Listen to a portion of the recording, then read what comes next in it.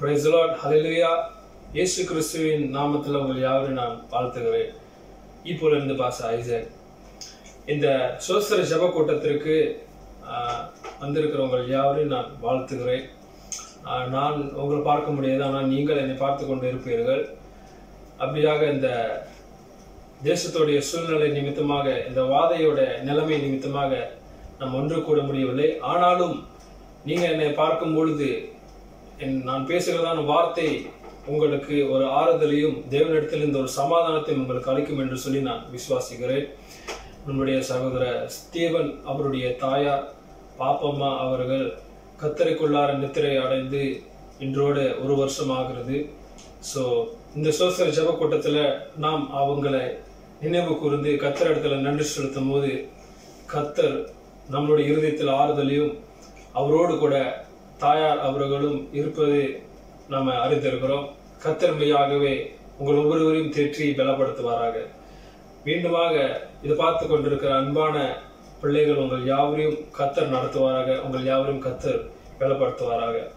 அப்படியாக நாம் இந்த நேரத்தில் கூட ஆண்டவருக்கு சில பாடல்களை படித்து நாம் அவரை துதித்து ஆராதிக்க போகிறோம். காரணம் வசனம் சொல்லுகிறது, பிலிப்பியர் 4:6 நீங்கள் ஒன்றுக்கும் கவலைப்படாமல் எல்லாவற்றையும் குறித்து உங்கள் விண்ணப்பங்களை சோஸ்திரத்தோடு கூடிய ஜபத்தினாலும் வேண்டுதலினாலும் தேவனுக்கு தெரியப்படுத்துங்கள் என்று சொல்லி, நம்ம எந்த நிலைமையில வருத்தத்தோடு கவலையோடு வேதனையோடு இருந்தாலும் கூட நம்ம கத்தர் நோக்கி பார்க்கும்போது ஒரு பலன் அடைகிறோம். காரணம் அவர் நம்மளுக்கு உற்சாகத்தை கொடுத்து நம்மளை நடத்துகிற தேவனாக இருக்கிறார். சரி, என்னோடு கூட சேர்ந்து நீங்கள் ஒரு உங்களுக்கு தெரிந்த பாடல் என்று சொல்லி சொன்னால் நீங்கள் இன்னொரு கூட சேர்ந்து நீங்கள் படிக்கலாம். நீர் இன்றி வாழ்வேது இறைவா, நினைவென்று மகிழ்வேது தேவா என்ற பாடலை என்னோடு கூட நீங்கள் சேர்ந்து படிக்கலாம்.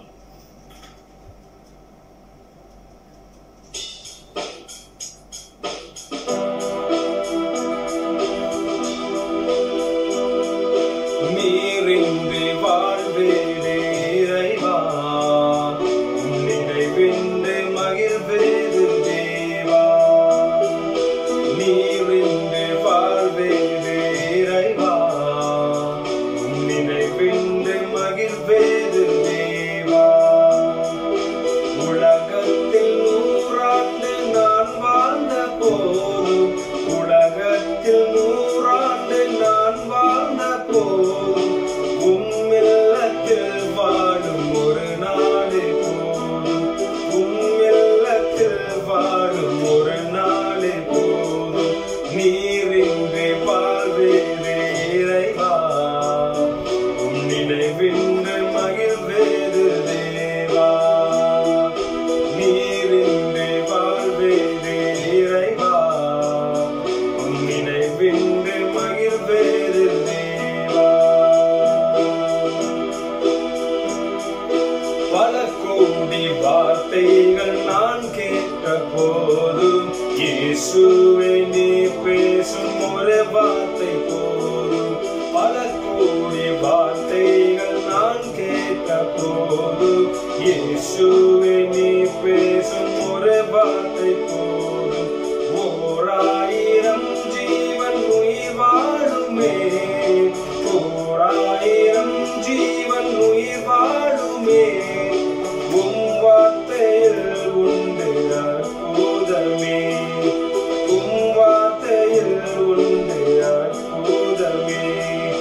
நீரின்றி வாழ்வேது இறைவா, உம் நினைவென்று மகிழ்வேது தேவா. நீரின்றி வாழ்வேது இறைவா, உம் நினைவென்று மகிழ்வேது தேவா. கல்லுக்குள் தேரையை வைத்தவர் நீ, அதற்குள்ளும் ஜீவனை தந்தவர் நீ. கல்லுக்குள் தேரையை வைத்தவர் நீ, அதற்குள்ளும் ஜீவனை தந்தவர் நீ. உமையன்றி அணுவேதும் அசையாதையா, உமையன்றி அணுவேதும் அசையாதையா. உம் துணையின்றி உயிர் வாழ முடியாதையா, உம் துணையின்றி உயிர் வாழ முடியாதையா. நீரின்றி வாழ்வேது இறைவா,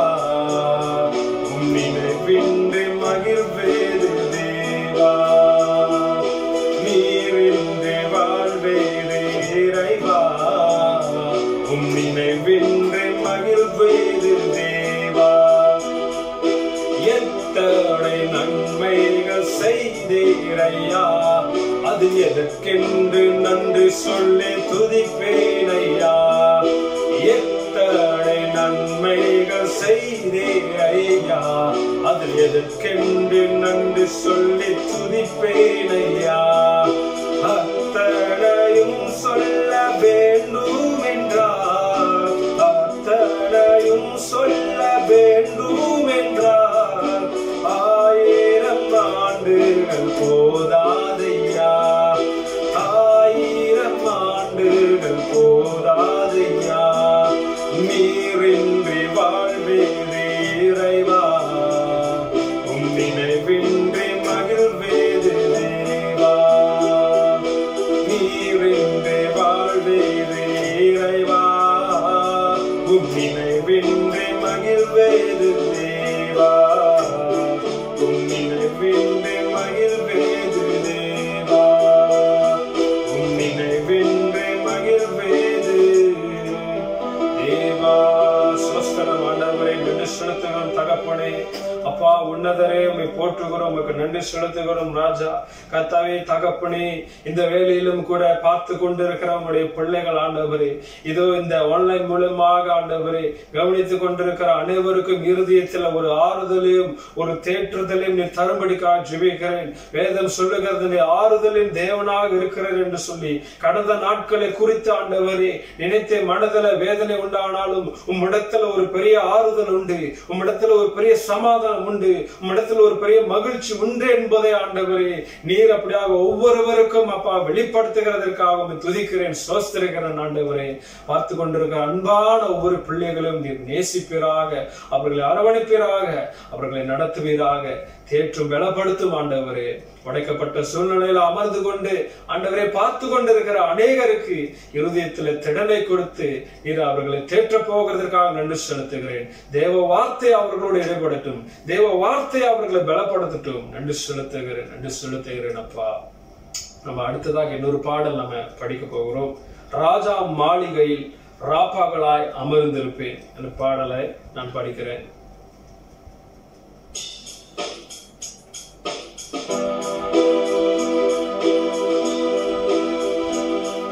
ராஜாவும் மாளிகையில் ராப்பகலாய் அமர்ந்திருப்பேன். இயேசு ராஜாவும் மாளிகையில் ராப்பகலாய் அமர்ந்திருப்பேன். துதித்து மகிழ்ந்திருப்பேன், துயர மறந்திருப்பேன். உம்மை துதித்து மகிழ்ந்திருப்பேன், துயர மறந்திருப்பேன். ஆராதனை ஆராதனை அப்பா அப்பா உங்களுக்கு என் பலனே என் கோட்டையே, ஆராதனை உமக்கே. என் பலனே என் கோட்டையே, ஆராதனை உமக்கே. மறைவிடமே என் உறைவிடமே, ஆராதனை உமக்கே. மறைவிடமே என் உறைவிடமே,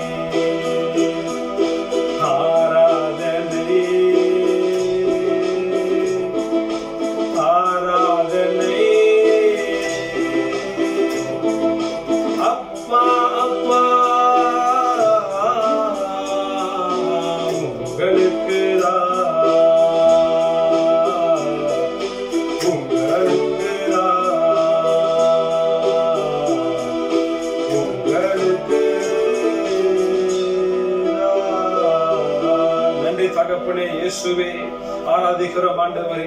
ராஜா மாளிகை ராப்பகலாய் அமர்ந்திருக்க ஆண்டவரே நீ தெரிந்து கொண்டவர்களை அப்பா, இந்த உலக வாழ்க்கை முடிந்த பிறகு மோடு கூட நம்முடைய மாளிகையில அந்த ராஜ்யத்துல ராப்பகலாய் அமர்ந்து இதோ உமக்குள்ளார மகிழ்ந்து களி கூறத்தக்க தேவன் தெரிந்து கொண்டு இருக்கிறீரே அப்பா, அதற்காக உமக்கு நன்றி செலுத்துகிறோம்.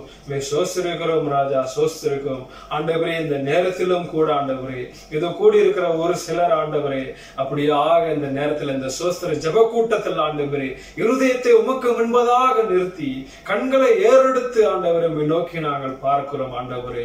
இதோ அப்பா, பாப்பமார் என்று சொல்லப்படுகிற அந்த தாயார் ஆண்டவரே மோடு கூட இருக்கிறாங்க என்று சொல்லி முழுவதுமாக நிச்சயமாக ஒரு நம்பிக்கையோடு கூட இந்த சோஸ்திர ஜப கூட்டத்துல பாடல்களை ஏறெடுத்து உமக்கு நாங்கள் மகிமை செலுத்துகிறோம் ஆண்டவரே. உமக்கு துதிக்கிறோம், மகிமைப்படுத்துகிறோம் இயேசுவின் நாமத்தில். ஆமேன், ஆமேன், ஆமேன்.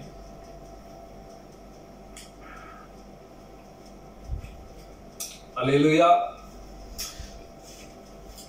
இந்த ஆன்லைன் மூலமாக சந்தித்து பார்த்து கொண்டிருக்கிற போன்லயோ இல்லை லேப்டாப்லயோ நீங்க பார்த்து கொண்டு இருப்பீங்க. ஸோ உங்களோடு கூட பேசுவதில் நான் மகிழ்ச்சி அடைகிறேன். நம்ம இந்த சோஸ்திர ஜப கூட்டத்துல நம்ம கூடியிருக்கிறோம். சகோதரர் ஸ்டீவன் அவருடைய தாயார், அவங்க பேர் பாப்பம்மா. ஸோ அவங்களுக்கு உள்ள கிறிஸ்துவ பேர் பிரிசிலா என்று சொல்லி அவங்களை அழைப்பாங்க. கிறிஸ்துக்குள்ளார அவங்களோட வாழ்க்கையை வாழ்ந்து 25 வருஷம் அவங்க ரட்சிக்கப்பட்டு ஆண்டவராக இயேசு கிறிஸ்துவை தொழுது கொண்டு அவரை சொந்த இரட்சகராக ஏற்றுக்கொண்டு தேவனை ஆராதித்துக் கொண்டு 25 வருஷமாக அவங்க வாழ்ந்திருக்கிறாங்க. அது மட்டும் இல்லாதபடிக்கு அவங்களோட வாழ்க்கையில இயேசுக்காக அவங்களோட வாழ்க்கையை அர்ப்பணித்தது மாத்திரம் இல்லாதபடிக்கு அநேக காரியம் அந்த ஆண்டவராக இயேசு கிறிஸ்துவுக்காக அவங்க செய்திருக்கிறாங்க. அவங்க அநேக பாஸ்டர்ஸ்களுக்கு உதவிகளை செய்து தாங்கி இருக்கிறாங்க என்று சொல்லி நாம அறிந்திருக்கிறோம். ஃபைனான்ஸ் ரீதியிலையும் ஜெப ரீதியிலையும் அவங்க அதிகமாக தாங்கி இருக்கிறாங்க. ஊழியக்காரர்களுக்கு ஆதரவாக அவங்க இருந்திருக்கிறாங்க. அது மாற்றம் இல்லாதபடிக்கு அவங்களுடைய ஆவிக்குரிய வாழ்க்கை எப்போதும் அனல் மூட்டி எழுப்பிக் கொண்டு இருக்கிற ஒரு தேவனுடைய மகளாக அவங்க இருக்கிறாங்க. அதாவது ஒவ்வொரு நாளும் காலையில எழும்பி தேவனை தேடுவது, கடவுளை தேடுவது அது ரொம்ப முக்கியமான ஒன்றாக இருக்கிறது. சோ பக்தி, அவங்களுக்குள்ளார பக்தியை உண்டாகத்தக்க அதிகாலை ஜெபத்துல அவங்க அதிகமாக ஈடுபட்டு இந்த உலகத்துல வாழ்ந்த நாட்களில் அவங்க அப்படியாக அவங்களுடைய காலத்தையும் நேரத்தையும் அவங்க செலவு பண்ணி இருக்கிறாங்க. கடவுளை தேடுகிறதுல ஒரு வாஞ்சியும் தேவன் மேல ஒரு பற்றுதலும் நேசமும் உள்ள ஒரு தேவ மகள் என்று சொல்லி நாம அறிந்திருக்கிறோம். அவங்களுடைய சபைக்கு போன நாட்களில அவங்களுடைய தசமா பாகங்கள் சபைக்கு அவங்க உண்மையாக வாழ்ந்து வந்திருக்கிறாங்க, நம்ம அறிந்திருக்கிறோம். அது மட்டும் இல்லாதபடிக்கு பொருத்தனை என்று சொல்லப்படுகிற ஒரு காரியத்துல அவங்க உறுதியா இருந்திருக்கிறாங்க. பொருத்தனை என்றால் கடவுள் இடத்துல ஒரு காரியத்தை சொல்லி அந்த காரியத்தின்படி நம்ம வாழ்வது. இப்ப வேதம் ஒவ்வொரு நாளும் நான் வேதத்தை வாசிப்பேன் அப்படின்னா அந்த வேதத்தை வாசிப்பது. ஒவ்வொரு நாளும் கடவுளே நான் ஜெபம் செய்வேன், நான் வேண்டுதல் செய்வேன் அப்படின்னா அந்த வேண்டுதலை தொடர்ந்து செய்வது. ஞாயிற்றுக்கிழமை விடாமல் உம்மை தேடுவேன் அப்படின்னு சொல்லி சொன்னால் அந்த ஓய்வு நாளில கர்த்தரை விடாமல் தேடுகிறது. இப்படி சில பொருத்தனைகள், இதுதான் பொருத்தனை என்று சொல்லி சொல்லுவாங்க. இப்படிப்பட்ட சில பொருத்தனைகள் எல்லாம் கடவுள் இடத்துல செய்து அந்த பொருத்தனையை அவங்க இறுதி வரையிலும் ஃபாலோ பண்ணி வந்திருக்கிறாங்க. ரொம்ப பக்தி உள்ளவர்கள், கடவுளை தேடுவதில் ரொம்ப ஆர்வம் உள்ளவர்கள் என்று சொல்லி நம்ம சொல்லலாம். மெய்யாகவே இப்படிப்பட்டவர்களை கர்த்தர் ஒருபோதும் மறப்பதில்ல. அவங்க இந்த உலகத்துல வாழ்ந்த நாட்களில அவங்க செய்த காரியங்கள் எல்லாமே மெய்யாகவே ஆண்டவர் அவருடைய குறிப்புல வைத்திருக்கிறார், அவைகளை எழுதி வைத்திருக்கிறார். அது மாத்திரம் இல்லாதபடிக்கு தேவனுடைய பிள்ளைகள் என்று சொல்லப்படுகிற ஒரு முக்கிய அடையாளமே என்னவென்றால் ஆண்டவராக இயேசு கிறிஸ்துடைய அன்பை எடுத்து பிறருக்கு சொல்வது. சோ இயேசு கிறிஸ்துவ பிறருக்கு அறிவிக்கிற காரியத்துல அவங்க ரொம்ப வாஞ்சியா இருந்திருக்கிறாங்க, அந்த தாகம் உண்டாயிருக்கிறது. ஆம், அதே மாதிரிதான் தேவனுடைய பிள்ளைகள் பாருங்க, யாரெல்லாம் இயேசு அதிகமா நேசிக்கிறாங்க, இயேசுக்காக வாழணும் என்று சொல்லி தன் வாழ்க்கையை ஒப்பு கொடுத்திருக்கிறாங்க, அவங்க என்ன செய்வாங்க? அமைதியா இருக்க மாட்டாங்க. இயேசு கிறிஸ்துவ அன்பை எடுத்து பிறருக்கு சொல்லி அவங்கள ஆறுதல் படுத்துவாங்க, அவங்கள தேற்றுவாங்க, அவங்கள பலப்படுத்துவாங்க. சோ அவங்களோட வேதனையை இவங்களும் புரிந்து கொள்ள முடியும். இப்படி அநேக காரியத்தை அவங்க செய்திருக்கிறாங்க. அவங்க உயிரோடு வாழ்ந்த நாட்கள் எல்லாம் அவங்க ஆண்டவருக்கு உண்மையா இருந்திருக்கிறாங்க. உண்மையா இருந்து இறுதி வரையிலும் கர்த்தருடைய பார்வையில அவருக்கு பிரியமுள்ள ஒரு மகளாக அந்த தாயார் இந்த உலகத்துல வாழ்ந்ததை நம்ம அறிந்திருக்கிறோம். ஆமென். சோ அது மட்டும் இல்லாதபடிக்கு இந்த உலகத்துல கர்த்தர் அவங்களுக்கு கொடுத்ததான ஆசீர்வாதம் என்ன? ஆசீர்வாதம் என்றால் நம்மளுக்கு இருக்கிற சொத்துக்கள், அது மாத்திரம் இல்ல. ஆசீர்வாதம் கர்த்தர் கொடுத்திருக்கிற பிள்ளைகள், சந்ததி, அது பெரிய ஆசீர்வாதம் அப்படின்னு சொல்லி பார்க்கும்போது அவங்களுக்கு 5 பிள்ளைகள் உண்டு. 2 பெண் பிள்ளைகள், 3 ஆண் பிள்ளைகள் அவங்களுக்கு உண்டு. பேர பிள்ளைகள் 12 பேர பிள்ளைகள் அவங்களுக்கு உண்டு. கொள்ளு பேத்தி 1, கொள்ளு பேரன் 2. இப்படி அநேக ஆசீர்வாதத்தை கொடுத்து, ஆசீர்வாதத்தை மாத்திரமல்ல அநேக அன்பானவர்களை கர்த்தர் சுற்றிலும் அவங்களுக்கு கொடுத்திருக்கிறாரு. சோ அன்பு ரொம்ப முக்கியமான ஒன்று. அது அவங்க பெற்றிருக்கிறாங்க. அவங்களும் அந்த அன்பை காமிட்டு இருக்கிறாங்க. சோ இதை பார்த்து கொண்டிருக்கிற நீங்களும் கூட அவங்க மேல அதிக அன்பு பாசத்தை வைத்திருக்கிறபடினாலதான் உங்களுடைய இருதயம் கண்டிப்பாக இந்த வேலையில அவங்களை நினைவு கூறும் பொழுது ஒரு கலக்கம், ஒரு வேதனை வரும். ஆனாலும் கவலைப்படாதுங்க. இன்றைக்கு நான் உங்களோட கூட பேச பார்க்கிற ஒரு சில வார்த்தை கட்டாயமாக உங்களை உற்சாகப்படுத்தும், உங்களை பலப்படுத்தும். உங்களுக்குள்ளார ஒரு பலனை நீங்க அடைவீர்கள். பாருங்க, நம்ம எல்லாரும் அறிந்த ஒரு காரியம் தான், இந்த உலகத்துல நம்ம வாழக்கூடிய வாழ்க்கை அது ஒரு தற்காலிகமான ஒரு வாழ்க்கையாக இருக்கிறது. நிரந்தரமாக நம்ம இந்த உலகத்துல வாழ போகிறது இல்லை. நிரந்தரமா வாழ போகிறது இல்லை. ஒன்றும் நம்ம கொண்டு வரல, ஒன்றும் நம்ம கொண்டு போகிறது இல்லை. ஆனாலும் தேவ பிள்ளைகளுக்கு ஒரு காரியத்தை கர்த்தர் சொல்லி இருக்கிறார்.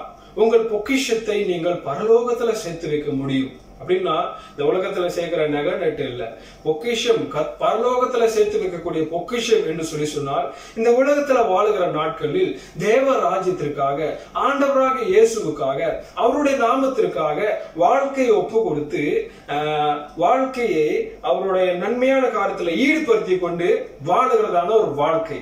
அந்த வாழ்க்கையில தாயார் அதிகமாகவே தன்னை அர்ப்பணித்திருக்கிறாங்கன்னு சொல்லி நாம் பார்க்கிறோம். ஆகையினால பொக்கிஷமானதை அவங்க எங்க சேர்த்து வைத்திருக்கிறாங்க? பரலோகத்துல சேர்த்து வைத்திருக்கிறாங்க. கர்த்தர் அறிந்திருக்கிறார் அவங்க என்னென்னலாம் நன்மையான காரியத்தை செய்தார்கள் என்று. கர்த்தர் மெய்யாகவே அப்படிப்பட்ட காரியத்தை அவர் அறிந்திருக்கிறார். அறிந்திருக்கிறார். கண்டிப்பாக நம்ம இந்த சூழ்நிலையில நம்ம நினைக்கும் போது நம்ம உள்ளத்துல ஒரு கவலை வரும் நிச்சயமாக. ஏன்னா நம்ம மனிதர்களுக்குள்ளார அந்த ஃபீலிங் பாத்தீங்கன்னா அதிகமாவே இருக்கும், எமோஷன்.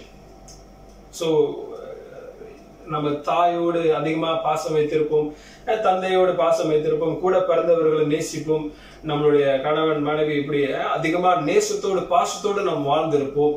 ஆனாலும் ஒரு நாட்களில அவர்கள் அப்படியாக பிரிந்து போகிற காலகட்டம் வரும்போது மெய்யாகவே அது இருதயத்துக்கு ரொம்ப வேதனையும் ஒரு துக்கத்தையும் கொடுக்கக்கூடியதாக இருக்கிறது. அது யாரும் மறுக்க முடியாது. ஏன்னா மெய்யா நம்ம மனுஷர்கள், தூதர்கள் அல்ல, அல்லது கடவுள் அல்ல. நம்மளுக்கு உணர்வுகள் இருக்கு, ஃபீலிங்ஸ் இருக்கு. அப்ப நம்ம வேதனைப்படுவது நிச்சயம், துக்கப்படுவது நிச்சயம். ஆனாலும் இன்றைக்கு உங்களுக்கு நான் சொல்லக்கூடிய வார்த்தை என்னவென்றால், அந்த வேதனை மத்தியில, துக்கத்தின் மத்தியில கர்த்தருடைய வசனம் நம்மளுக்கு பெரிய ஒரு ஆறுதலை வைத்திருக்கிறது. அதை தான் நீங்களும் நானும் பார்க்க வேண்டும், நாம் தெரிந்து கொள்ள வேண்டும். பாருங்க, இப்படிப்பட்ட இந்த சூழ்நிலையை யோசிக்கும் போது, ஒரு வருஷத்துக்கு முன்ன நம்மளோடு இருந்தார்களே இப்ப இல்லையே அப்படின்னு யோசிக்கும் போது சில வேளையில் நம்மளுக்கு நம்ப முடியாத அளவுக்கு இருக்கும். அது நம்ப முடியாது. அந்த விஷயம் நடந்த உடனே நம்ப முடியாது. பிரிந்துட்டாங்களா அப்படின்னு சொல்லி சில வேளையில என்ன செய்வோம், ரொம்ப ரொம்ப ஏக்கத்தோடு இருப்போம், ரொம்ப மிஸ் பண்ணுவோம். ஐயோ அவங்க இருந்தா நல்லா இருக்குமே, அவங்க பார்த்தாக்க நல்லா இருக்குமே, அவங்க இப்ப என்னோடு இருந்தா நல்லா இருக்குமே சொல்லி. அது மட்டும் இல்லாதபடி சில பேர் என்ன சொல்லுவார்கள், அதிகமா நேசித்தவர்கள், நானும் போகிறேன், என்னையும் கூட கூட்டிட்டு போக வேண்டியதான், நானும் எப்படியாவது வந்துடுறேன், அவங்க கூடயே நானும் போயிடுறேன் அப்படின்லாம் கூட அன்னைக்கர் என்ன சொல்லுவாங்க அவங்க இருதயத்துல இருந்து. ஏன்னா அந்த ஏற்படுகிறதான துக்கமும் வேதனையினால. சோ பாருங்க, நம்ம சில காரியத்தை யோசிப்போம். இப்ப அவங்க எங்க இருப்பாங்க, அவங்க ஆத்மா எங்க இருக்கும்? சரீரம் போய்விட்டது, கர்த்தர் மண்ணினால் உண்டாக்கினார், அந்த மண்ணுக்கு சரீரம் திரும்பினது. ஆனா தெரிந்து கொள்ளுங்க, ஒவ்வொரு மனுஷனுக்குள்ளார ஆத்மா என்று சொல்லி ஒன்று இருக்கிறது. இயேசு கிறிஸ்துவுக்கு சொல்லப்பட்ட இன்னொரு பேர் என்னன்னா, அவர் ஆத்மா நேசர். நமக்குள்ளார வாழுகிற ஆத்மாவை அவர் நேசிக்கிறார். சரீரம் மண்ணுக்கு போகும்பொழுது இந்த ஆத்மா ஒரு இடத்துக்கு போக வேண்டும். எங்க போக வேண்டும்? இயேசு இடத்துல போக வேண்டும். அல்லேலூயா. பாருங்க, நான் கூட அநேக வேளையில நான் யோசித்து இருக்கிறேன். இந்த உலகத்துல நான் பிறந்தது 1990, அப்பதான் நான் பிறந்தேன்.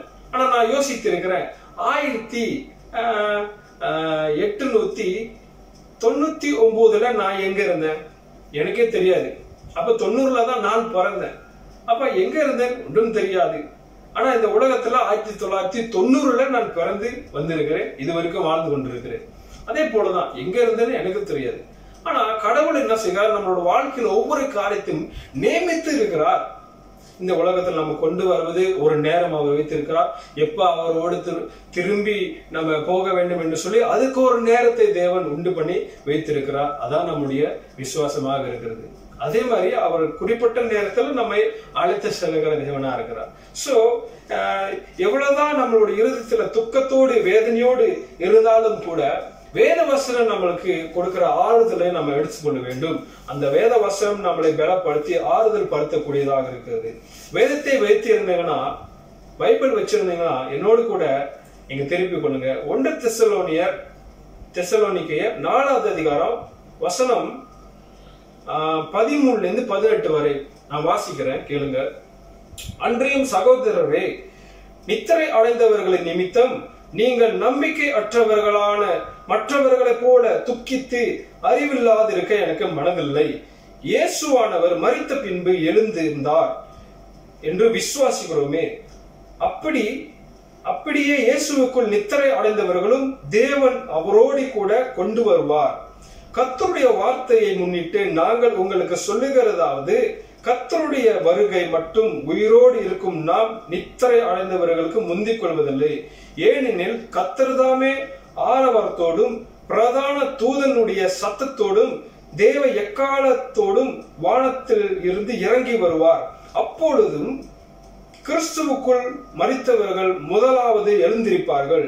பின்பு உயிரோடு இருக்கும் நாமும் கர்த்தருக்கு எதிர்கொண்டு போக மேகங்கள் மேல் அவர்களோடு கூட ஆகாயத்தில் எடுத்துக்கொள்ளப்பட்டு இவ்விதமாய் எப்பொழுதும் கர்த்தருடனே கூட இருப்போம். ஆகையால் இந்த வார்த்தைகளினாலே நீங்கள் ஒருவரை ஒருவர் தேற்றுங்கள். பிரியமானவர்களே, அன்பானவர்களே, வசனம் அப்படியாக நம்மளை பலப்படுத்துகிறது. சில வேளையில இந்த சூழ்நிலையில நம்ம ரொம்ப உடைஞ்சு போயிருவோம். நம்மளை பலப்படுத்துதா வசனம் என்ன சொல்லுகிறது, அன்றையும் சகோதரரை நித்திரை அடைந்தவர்கள் நிமித்தம் நீங்கள் நம்பிக்கையற்றவர்கள் போல துக்கித்து வேதனையா அப்படியே அதையே யோசித்து கொண்டிருக்காதீர்கள். ஏன்னா வசனம் நம்மளுக்கு ஆறுதல் சொல்லுகிறது. உலகத்துல அநேகர் என்ன செய்வாங்க, அவங்க இல்லையா நானும் பேசாம இல்லாம போயிட்டா நல்லா இருக்குமே அப்படின்னு சொல்லிட்டு ரொம்ப வேதனை அடைவாங்க. சிலங்க என்ன செய்வாங்க, அவங்களோட வாழ்க்கையை முடித்துக் கொள்ளலாம்னு கூட சிலர் அப்படிப்பட்ட நிலைமைக்கு வந்துருவாங்க. ஆனா 14வது வசனம் என்ன சொல்லுகிறது, இயேசுவானவர் மரித்த பின்பு எழுந்திருந்தார் என்று விசுவாசிக்கிறமே.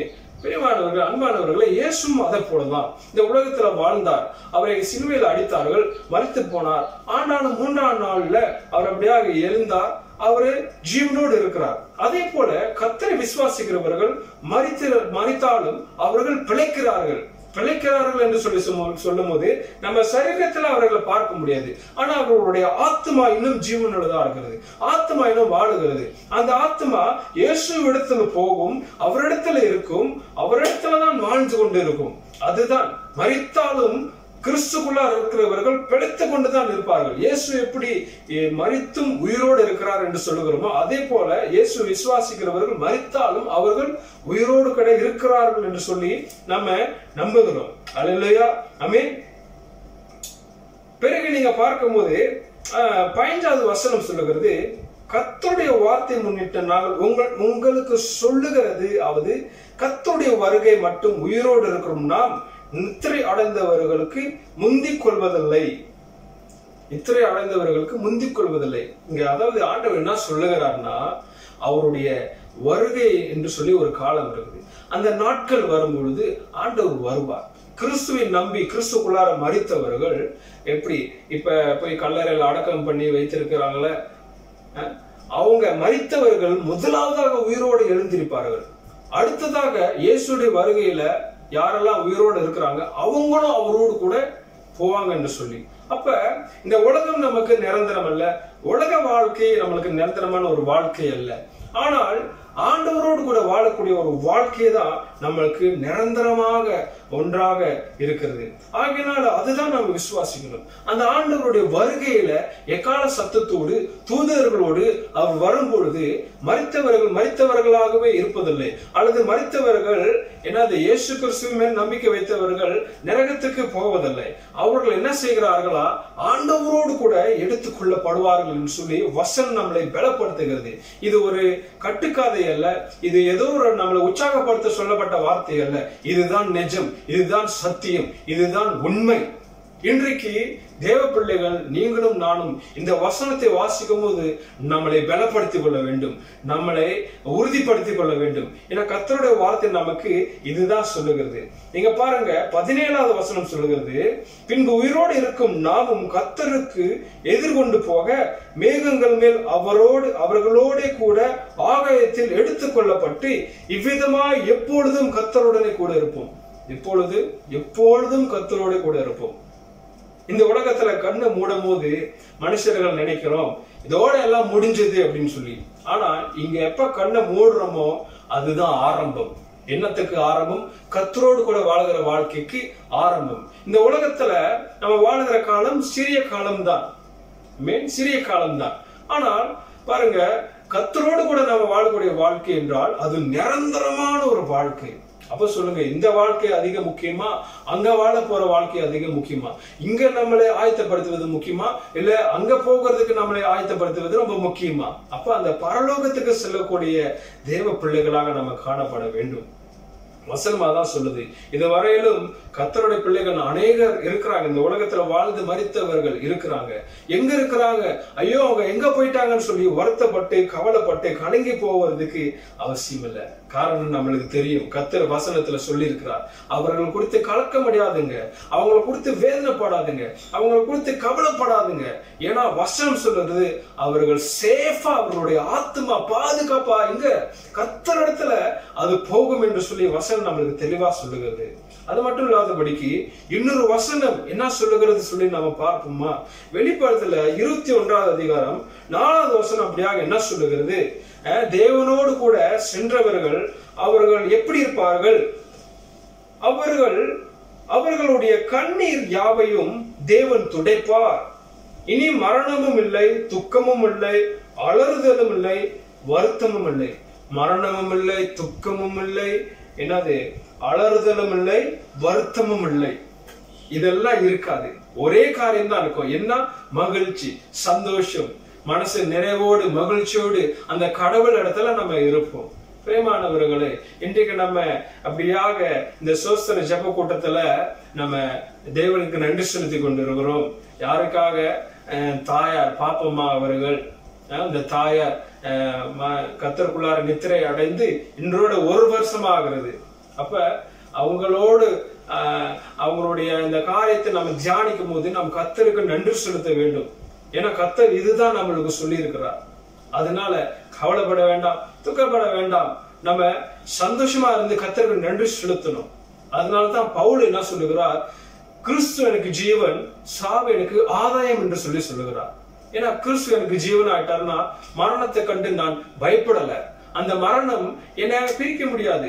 பவுல் சொல்லுகிறார், மரணமானாலும் ஜீவனானாலும் தேவ தூதர்களானாலும் அதிகாரங்களானாலும் எதுவா ஆனாலும் இயேசு கிறிஸ்துக்குள்ளார அவருடைய அன்பை யாரும் பிரிக்க முடியாதுன்னு சொல்லிட்டாரு.